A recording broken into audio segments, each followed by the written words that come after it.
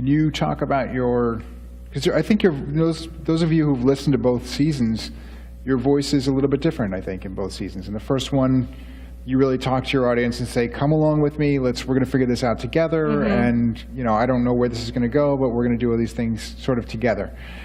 Where with Bo Bergdahl, it wasn't, obviously the details of the case were very different, but it also seemed like your voice was different. It was more like the reporter voice, a traditional voice. Yeah. Did you feel that, or was it a conscious decision? I mean, I think it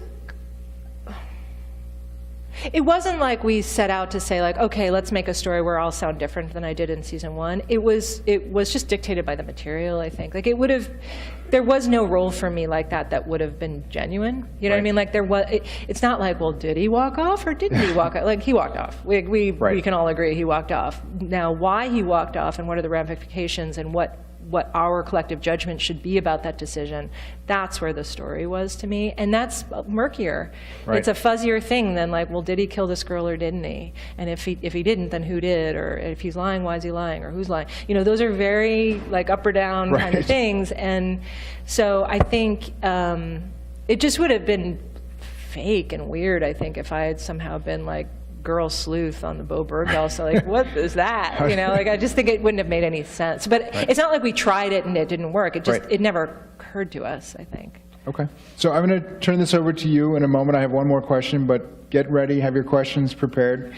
I'm sure lots of you have many questions about this, but without, as you think about the essence of Serial and thinking about season 3, season 4, 5 down the road, what are some of the key factors that you think make something a serial story versus something that you were just like, I'm not interested in doing that? Yeah, or just a one story, self-contained story. Yeah, I think for us it's, for lack of a better word, characters who are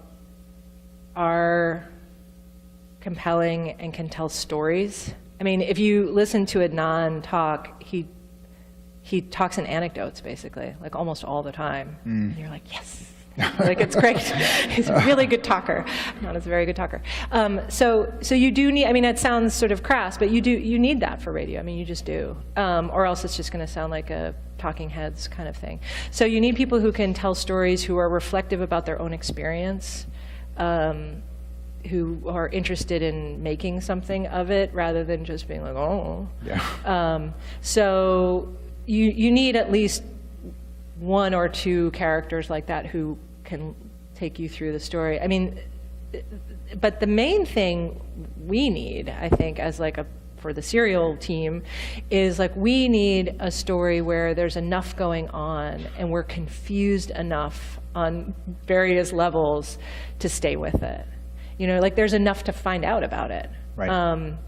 Because yeah, like we've thought about stories where we're like, yeah, that's a great plot. You know what I mean? Like, wow, what a caper. It's just a crazy story. What a crazy story. And there's this really interesting character. And then it's like, but you have no question about it. It's just like, yeah, I see why that happened. Yeah.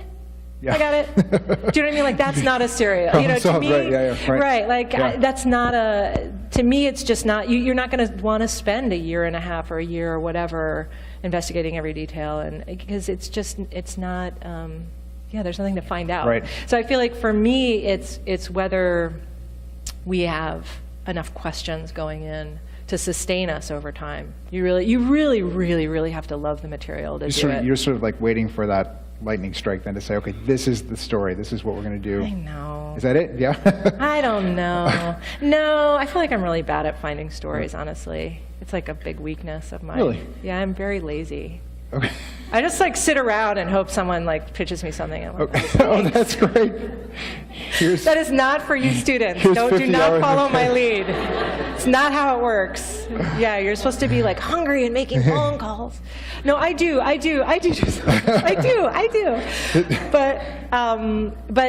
no, it's hard. I mean, it is like when you said like season 4, season 5. I was like, oh no, oh my god! Like, how many of these stories do you have in a lifetime? You know what I mean? Right. Like, how many did you have? Like those big stories? Yeah, like the big ones. Like, I mean, you sort of feel like this is you know, a one-off kind of story, or, you know, there are See? a handful of stories that are like, these are the stories that you really, you I know people like, sorry, just turn them out. What am I, a machine? And end of your career, the stories you sit back and look at, Yeah. No, I mean, obviously there's no shortage of great stories to be done. It's like, yeah. And then with radio, there's this whole other component of like, what's the tape? Oh, yeah. Do you know what I mean? Like, Right. it can be the greatest story ever, but if you cannot get sound, I mean, that has killed many Right. a great idea.